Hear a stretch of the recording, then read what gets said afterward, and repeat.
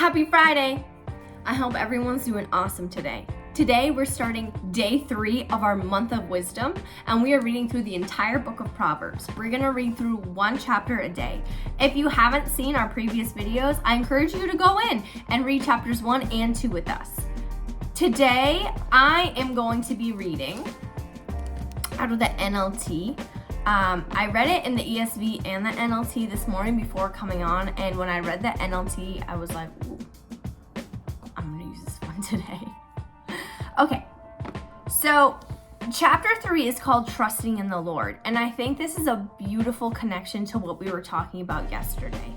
Yesterday, we were talking about how oftentimes it can be stressful when we don't stop and pause, and we feel like we have to do everything on our own. So yesterday, for example, I work in a job that I have to make a ton of split-second decisions, and it can be really stressful. I can be like, I'm not sure what to do right now.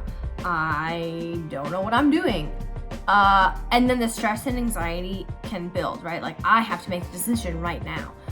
But yesterday, instead of letting all that stress come and be like, I have to take the weight of this, anytime I got to a situation that I wasn't 100% sure what I was doing, I stopped, I took a moment, and I relied on God. And I think it is such a beautiful way of how we can abide and acknowledge God in everything that we do. Sometimes we're like, we have to do this all on our own, and we don't have to. And the stress-free day I had yesterday, by doing one simple thing, incorporating more prayer into every single moment of my day went so much smoother. And I have to make so many split-second decisions, and my day usually has 100 million things going on, but I was able to pause and stop every step of the way and be like, okay, this is what I'm gonna do. And it really reminds me of Nehemiah, and it reminds me of first and second Samuel. Nehemiah often, before he would make a decision, would stop, pause, and pray. Even if someone asked him a question, even when the king was like, so, like, what do you need? He didn't answer right away. He stopped, took a moment, prayed, and then answered. And so it's okay. And I think especially in the culture that we live in now, we want everything fast. I mean, we will be in line in the grocery store, and we're like checking our watch, we're tapping our foot, because we're thinking about the 100 things we have to do. But maybe we need to be in that line because what the Lord wants to speak through us to maybe the cashier or the person in front of us is something they need to hear.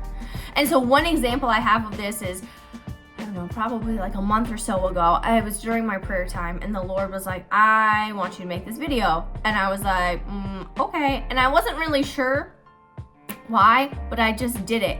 And immediately I got a text message that was like, thank you so much for making this video, because I've been waiting for you to make another video, and it answered a question I had that I had prayed about that morning. And I was like, oh my gosh, this is amazing.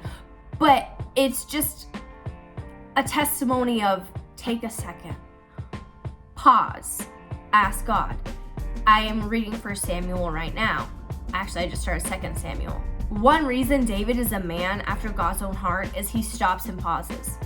He had been in battle with the Philistines like 1,000,000 times. That's an exaggeration, but a lot of times. And still, he asks, God, should I do this?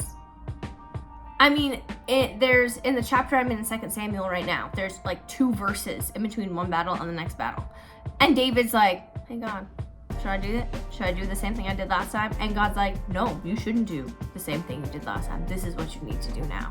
And so even though we might have the same job that we go to every day, still taking a moment and saying, hey God, what do you want me to do today? How do you want me to handle this day? It's gonna change everything we do completely. Okay, so all that to say, in my NLT version of the Bible, Chapter 3 is entitled Trusting in the Lord. And I was like, wow, what a beautiful parallel to what we just read yesterday. So this is what chapter 3 says. It starts by saying, my child, never forget the things that I have taught you. Store my commands in your heart. If you do this, you will live many years, and your life will be satisfying. Never let loyalty and kindness leave you. Tie them around your neck as a reminder. Write them deep in your heart. Then you will find favor with both God and people, and you will earn a good reputation. Trust in the Lord with all of your heart. Do not depend on your own understanding.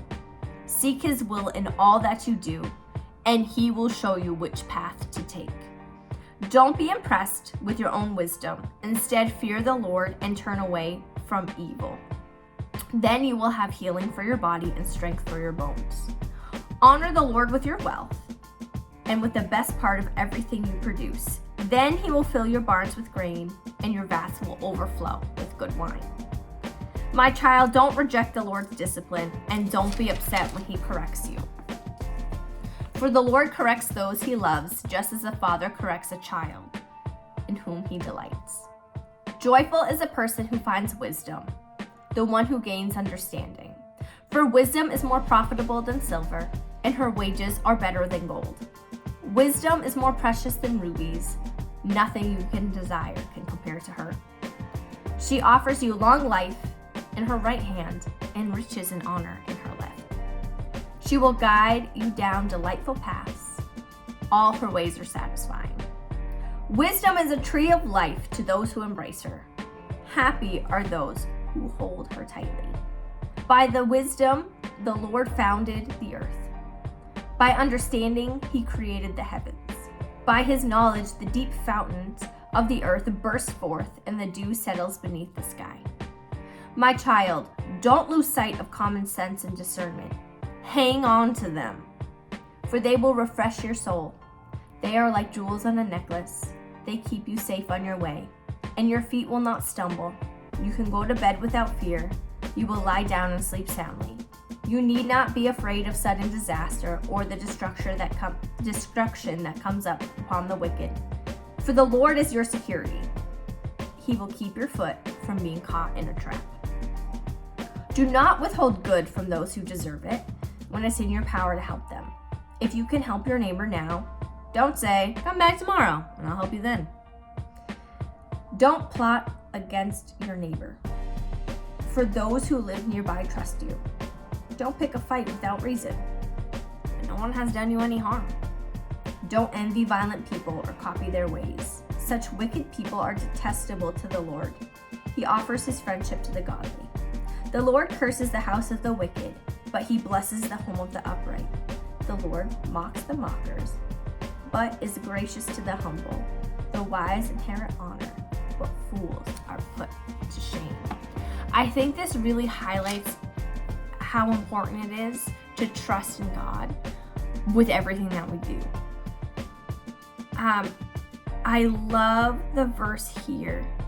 A couple stood out to me today, but one of them was, don't be impressed with your own wisdom. Instead, fear the Lord and turn away from evil. Then you will have healing for your body and strength for your bones. When we're stressed out, we are not our best version of ourselves. We lose sight of everything else that's happening around us. But this reminds me that I don't have to be stressed out. I don't have to be impressed with how much I can do. Because truthfully, apart from God, I can do nothing. Absolutely nothing. And that actually reminds me,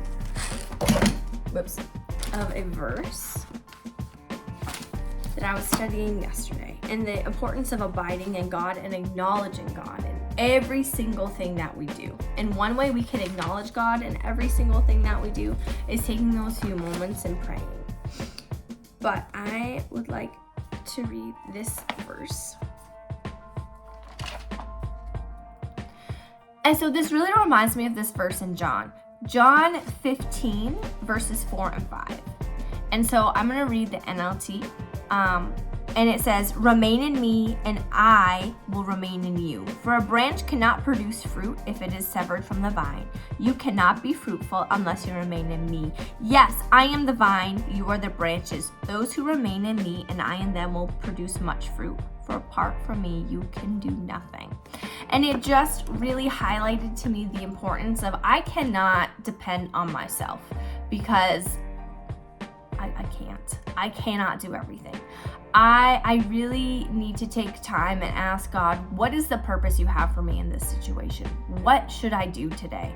And I think it's beautiful. And I think one of the other verses that struck out to me today was, my child, don't reject the Lord's discipline and don't be upset when he corrects you.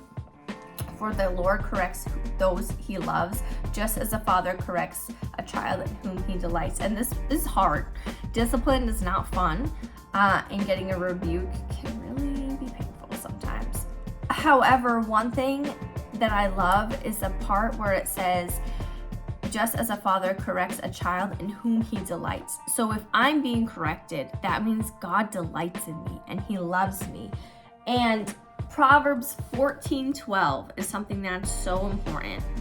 Proverbs 14:12. I'm going to read it to you. This was a real eye-opening verse for me when I first read it. 14:12 says, there is a path before each person that seems right, but ends in death. So that means there could be a path in front of you that seems right. There could be a path in front of you that you're like, yes, this is it, but it's actually leading to death.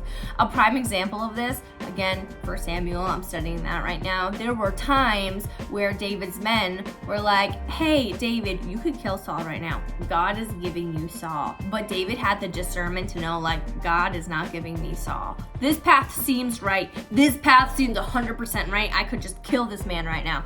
But you know what? It was wrong. It was not right. It would have ultimately led to death. So today, I think we really need to focus on just acknowledging God in everything that we do. That is something I'm going to focus on today. And again, thank you for spending your morning with me. I pray that this has blessed you, and I pray that God is opening your eyes.